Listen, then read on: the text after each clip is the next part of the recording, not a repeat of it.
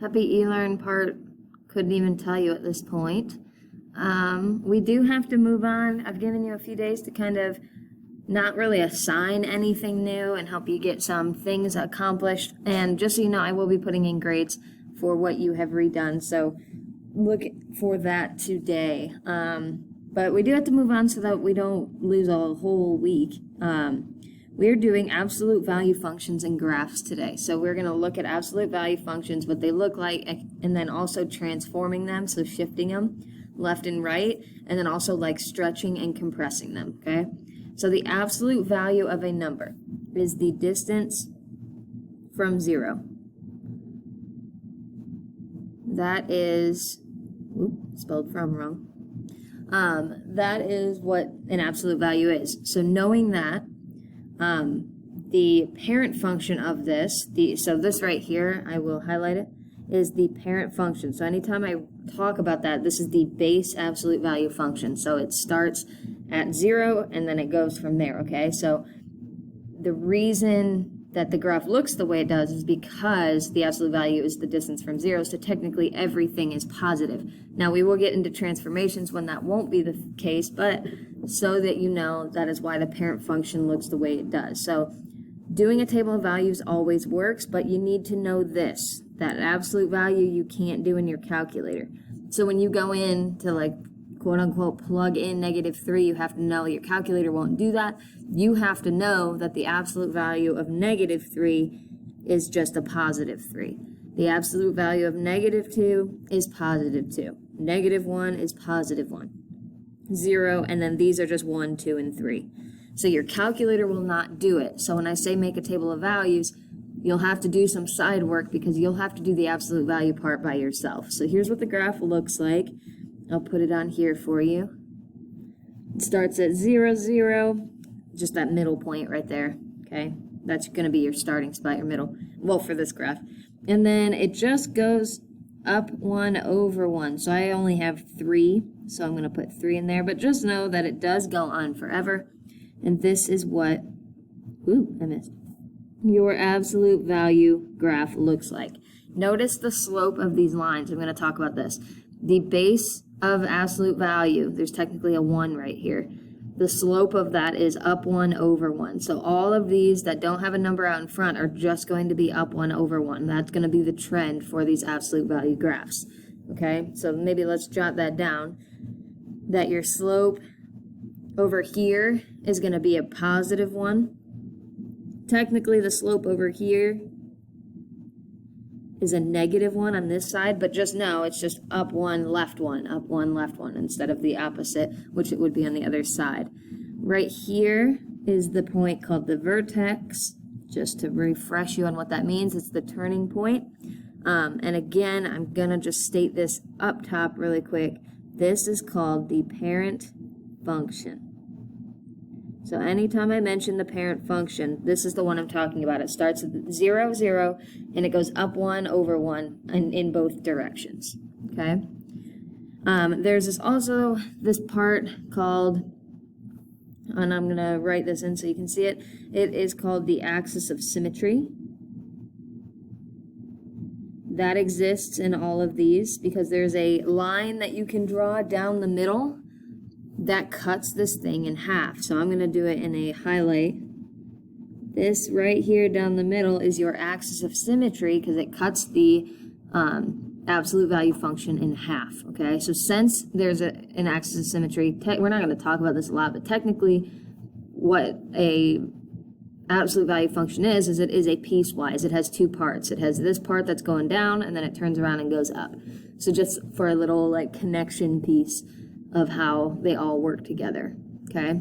So let's just try this one really quick. I want you to graph the parent function, so let me just do that really quick for you. I'm going to do the parent function in red, starting with this V-shaped graph. I don't know why I named it that, but parent function. We're going to start by graphing that because we are going to talk a lot about today about the similarities between, or the differences, both same thing, similarities and differences between the parent function and the function we are graphing, okay? because it's just going to be a slight adjustment. So there's going to be a few in the homework that I tell you to use a table of values. So what I mean is I give you a table on the homework, just plug in each value. So I would have absolute value of -3 minus 4. This is the part where I say you have to do in your head a little bit. Absolute value of -3 is +3 minus 4. Make sure you have to do that. 3 minus 4 is -1. Notice how that number can be negative. It's just the absolute value that can't. So same thing, absolute value of -2 minus 4 is really just 2 minus 4, which is -2. And then I'll fill in the rest here. -3, -4, -3, -2, -1. Okay? So you have to do that for absolute value. Just to point this out, when you do the absolute value of positive numbers, nothing changes. It's literally just 2 minus 4 again to get me -2, okay? But let's go and graph this. I'll do it in green. So plotting all of these points, -3, -1 is right there, -2, -2, -1, -3, and 0, -4. And then notice how it bounces back up. So now we're going to be going in the opposite direction. And I got my absolute value. Now we're going to talk about the key similarities and differences between this, okay? Notice how they are pretty much identical, right? Like their slopes are both 1 and -1, right? You're going up 1 over 1 for this, and as well for the parent. The only difference is its starting point. So hopefully you can see it, but what happens here is it technically slid down or shifted down 4 units. That's the only difference, okay? The slope is still the same. Everything else about it is the same. It's just the green one is down at -4. It's not at 0 anymore, okay? So I want you to think, where do we see that in this problem? Where do we see a down 4 units? Well, right here, okay? That's going to tell you to go up and down, is that number on the outside. So we'll get into that more, but that's something to look for to make your life a little bit faster, so maybe you don't have to make a table every single time. Okay? Flipping it over. We're just going to do another type of thing where we kind of compare the two. I'm going to do the parent function in red again, so I'm just going to go plot our parent in red, just like I did before. Remember, it's up 1 over 1, just in each direction for the parent function. Okay, now let's take some time and do the absolute value. Notice how everything is in the absolute value for this, okay? So when I plug in -3 plus 2, I'm doing that and then evaluating the absolute. So it would be the absolute value of -1, which is a +1, okay? So you do everything and then you do the absolute value for this. Let's just do one more so you can see what happens. Well, this one doesn't really change. -2 plus 2 equals the absolute value of 0, which is just 0. Okay? And then I'll go and hit you with all the rest of them. 1, 2, 3, 4, 5. Okay? So let me go graph this, the green. We would do -3, 1, -2, 0, -1, 1. Oh, we're already bouncing back up. 0, 2, 1, 3, 2, 4, and 3, 5, okay? To get a few, I don't want to see this, okay? Because absolute value goes forever. So remember about the slope idea. I can continue this left side just up 1 over 1 to make it look how it should, okay? So do not just stop it where the graph technically stops because of the table. Continue them on both sides, okay? So now we're going to look at this and find a comparison. So what do we notice the difference between the green and the red, the new one and the parent? Well, the slope is still up 1 over 1 or up 1 left, okay? Same thing. They look identical except for the starting spot. From the starting spot here, went left 2, okay? So that's the difference, is it shifted or slid 2 units to the left. Now we really need to talk about this one, because where do I see a 2 in this? It's right there, okay? But I'm shifting left 2, and that sign is +2. And normally in your brain, you're going to think +2 means right. But this one, just jot this down, is opposite of what you think. So plus means left, minus means right, okay? So if you want to jot that down as well, put it up here. Just for the inside ones, the left, right. So plus means left, minus means right, okay? Just so you know that when we're inside, that's left, right, and they're opposite of what you think, okay? It gives you a new starting spot, but it's different than what your brain will initially think, okay? So we're just going to practice a few without doing table of values, okay? And then I'll give you a chart on like kind of the translations.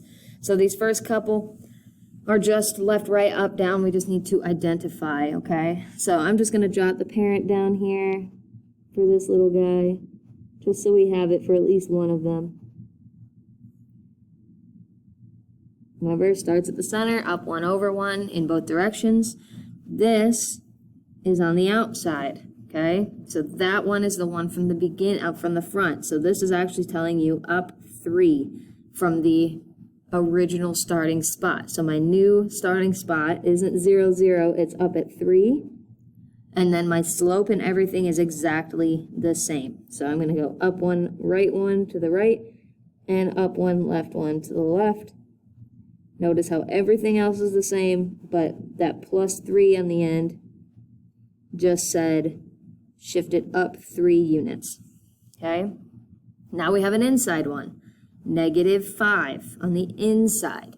That's my left-right situation, okay? But remember, it's opposite of what you think. -5 typically is left, but it's right in this case. So this is saying right 5 units from the original starting spot, okay? So my original, I'm not going to graph the whole thing, but my original is there, typically, but I'm going to the right 5. 1, 2, 3, 4, 5, put a dot. That's my new starting spot. I go up 1, right 1 from there, and up 1, left 1 from there as well to get my V. Okay, see how I'm writing little side notes? That's going to help you in today's. Next one, look at this one. Isn't it just the combination of the two? Sometimes you will have to do that. I'm going to put the original starting spot again. It's at 0, 0. But we have 2 translations here. We have a left-right situation, which we already talked about this. -5 is our right situation. And then the 3 is an up-down. But plus 3 on the outside is exactly what you would think it would be, up 3 units. Okay, so this translation would be right 5, up, forgot the T, up 3. That is my translation that I am going to be moving my starting point. So don't put 2 starting points. We're going to go, it doesn't matter which one you do first, but I'm going to go right 5 first. 1, 2, 3, 4, 5, and up 3 at one time, because that right there is my new starting spot, okay? And then do my same slope, because nothing changes about the slope. So there's my new spot. I had 2 different translations, up and right. All right? So that's left, right. That is down here. Kind of use color scheme here. My vertical, my vertical's on the outside, my horizontal's on the inside. Okay? So the horizontal one, the left, right one are the ones that are opposite of what you think, okay? And now we're going to talk about these bottom 2, which are vertical stretch and compression, so making it like taller or skinnier, like, or expanding it, okay? And then reflection, so like flipping it over, like maybe making it upside down, okay? So we're just going to like play with it to show you how it works. Any negative sign is going to be a reflection of some sort. We will not get into very much, at least now, of the over the y-axis, but we will do this one a lot, over the x-axis. So over the x-axis is when you have a negative on the outside, okay? So this would be a reflection over x-axis. So what this says is it's now upside down. I would just jot that down so you know that what that means. Because the x-axis is this axis right here. So when you flip it, when you reflect it, it's now going to be going down, okay? And then we already talked about this one. You can still see it. It's on the outside, so it's that vertical translation. And we know that a +3 on the outside is just exactly what you see it as, which this is your up-down situation, because it's vertical, and this is just an up 3, okay? So, what we do when we graph these, though, okay, is we handle the left-right situation first, and then we'll do the flip, okay? So don't worry about the negative until, just know that the negative exists when you graph it. So I'm going to translate it. My normal starting spot is here at 0, 0, but I know I need to start it at up 3. I'm not going right or left because there was nothing else inside with this x, okay? Now the reflection comes into play. Instead of going up 1 and right 1, I'm going down 1 and right 1, down 1 and right 1, down 1 and right 1. See how it's the opposite way? Down and left, down and left, down and left. That's this right here. It's easier to see it than to explain it. That is what a reflection over the x-axis looks like. It takes your v and it just flips it upside down anytime you have a negative on the outside, okay? Now we'll handle the vertical stretch and compression. So vertical stretch and compression makes it either like you're either pulling it up and making it skinnier, or you're widening it by pulling the ends apart, okay? So it's a stretch when A is greater than 1, okay?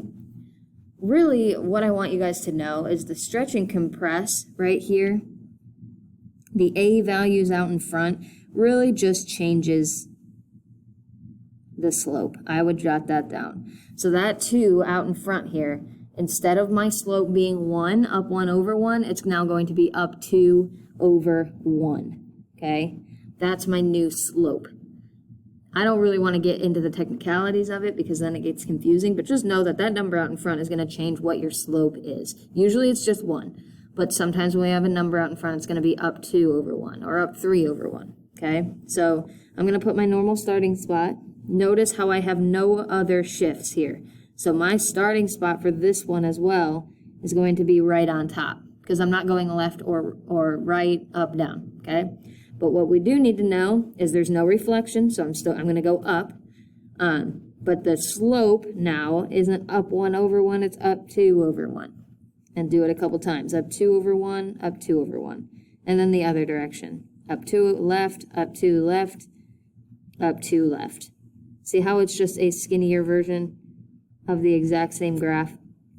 That's what that 2 does, okay? If it's a fraction, it's going to widen it because maybe it'll go up 1 over 2, putting that first point over here. So it would make it a wider graph, okay? But that number out in front is just the new slope. So I want you to try number 6. I'm going to pause it and then put it up there, and hopefully you can get it right. All right, so I'm going to pick back up here before I graph it. Just to show you all of the different things that happened with this. I'm going to handle these first. The +3 gave me an up 3. The -5, remember, is the one that's opposite of what you think. So that would be a right 5. So I'm going to handle that first because that's going to give me my starting spot. So I'm going to go up 3 and right 5. 1, 2, 3, 4, 5. It doesn't matter the order you did that, just so you know that that's my new starting spot. Okay? And then I'm going to handle these. The negative makes it, it's going to go down, okay? And then the slope, you can put the 1 underneath here, or I did it up here, is 2 over 1, and it's going down because it's the negative sign, okay? So my new points are down 2, right 1, down 2, right. I'll get one more. Or the other way, down 2 and left. Just a skinnier version of the original. And we had to totally shift the sign or the location of the starting spot. Okay? So again, take a look at that and really just try to get through a couple of those problems in the Go Formative. It's already up for you. Hopefully you can kind of start working through some of those, and then we'll pick back up tomorrow, okay? Have a good one, and email me if you have any questions.